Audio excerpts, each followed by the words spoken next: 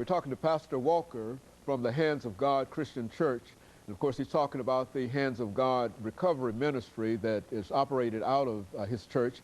And of course, Reverend Walker, before we finish today and during this last segment, let's give you an opportunity to continue to talk about incarceration, but in a real sense, talk to young people, the individuals who might get caught up in this whole fact of crime that will eventually lead to incarceration, because I think, as you've already indicated, that even though an individual might commit some crime and he serves his time, that it's still almost impossible for him to have a gainfully employed occupation. Right. And of course, I think that you are an excellent example of what can be done, and more than anything, we'd like for you to deal with it from that perspective. Well, you know, the Bible says that my people perish for a lack of knowledge.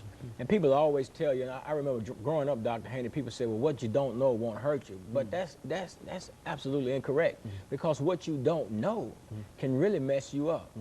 Not realizing, you know, that if I go out here and commit just a little petty crime and get convicted of that crime, and it's a felony, it's going to follow me for the rest of my life. It's going to affect me in my relationship. It's going to affect me in my job. It's going to affect me when I try to go to get in school. It's going to always be a spot on my record. It's going to always follow me. So I would say to the young people, to like my daddy used to always tell me, stop, slow down, study yourself, and think. You know, stop for a while and look at what's going on around you. See what the real picture is all about. What am I really looking at when I step out of my door and I see all my friends, they're out there slanging dope and they're doing that thing and they're running around, they got their music bumping loud and they're doing all this stuff and they're running around with their pants hanging off. What am I really seeing? What is this picture really showing me? I mean, is that a picture of freedom, or is that a picture of some form of slavery? You know, because I submit, Dr. Haney, that if we involve ourselves in that type of lifestyle, then what we are actually doing, we are enslaving ourselves, and we're actually penalizing ourselves and keeping ourselves away from mainstream society. You know, we say, well, okay, I can't do this and I can't do that, but at the same time, then we got our young people that are doing the things that will actually make what they're saying a reality. So if I put myself in a certain mode, first of all, I'm labeling myself. Then when the authorities are looking out up on who's doing what, then they're looking at me because I got my pants down. I've got my mouth loaded with gold. You know, I'm riding down the street, you know, in a car that's worth $200 with a $3,000, $4,000 sound system in, and I'm violating all the noise laws. So they're looking at me. So I'm the one that they're going to target. I pass by in my suit, you pass by in your suit, but then his next guy, he passed by fitting that profile, then they're going to pass us by and they're going to stop this guy, and he may not even be doing nothing. And that's what they mean by profiling. Absolutely, absolutely, man. They're looking at us. You know, they're looking at us, and we have got to learn how. Young people have got to learn how to change your image. You've got to change the image that you have, because you can't expect people to treat you with respect when at the same time you treat yourself disrespectful. And I know a lot of people say, well, it's the style to walk around, you know, with your pants hanging off and all of that, but who created it, and what is the purpose of it? You know, all we have to do is just really sit down, young people, is just ask yourself questions. Because a lot of times we take things at face value and we never question why we do what we do. And therefore we end up caught up in that system, and then that system has certain things attached to it, and one of the things attached to it is incarceration.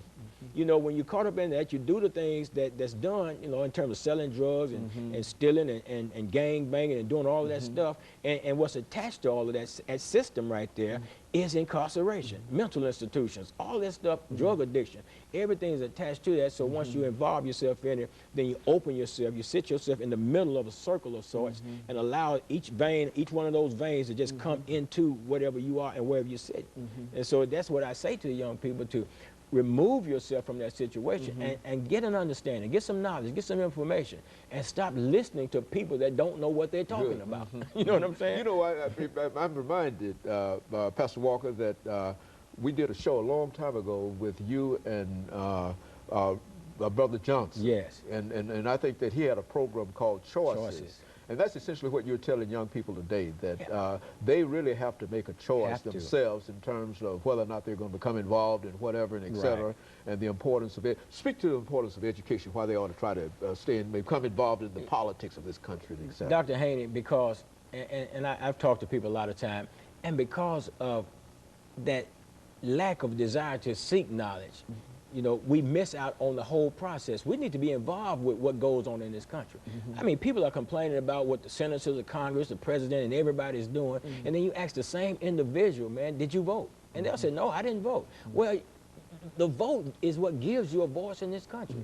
The vote determines who goes in office, who speaks on your behalf, who's got your best interests at heart. And if you're not educated to how this system works in this country, then I suggest that you get educated. You need to find out, you know, what the Constitution is all about, how these things, how the voting process works, and what role that each individual plays in the process, and quit sitting around fooling ourselves thinking, well, my vote don't count. Well, of course it don't count if you don't cast it. You know what I'm saying? That's a thought. You know?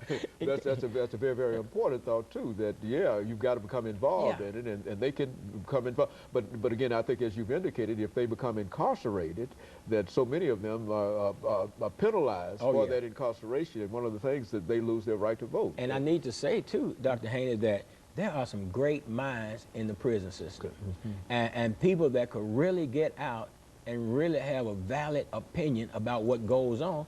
But yet, and I think, Dr. Haney, that the system knows this, that knows that these people that go in here, they get into books, they educate themselves, and they find out what's really going on, because it's easier to see society when you have been removed from the framework of society. And see, I've been there. In prison, I learned a whole lot of stuff. I read a lot of books in prison. Of course, I came out, I was still a criminal, but I soaked up knowledge and information. And there are guys that's soaking up knowledge and information that's not going to come out and still be a criminal. They're going to come out and they're going to be, they have a desire to be constructive and productive citizens of society, willing to pay taxes, willing to do what's necessary to get ahead and do the things in life.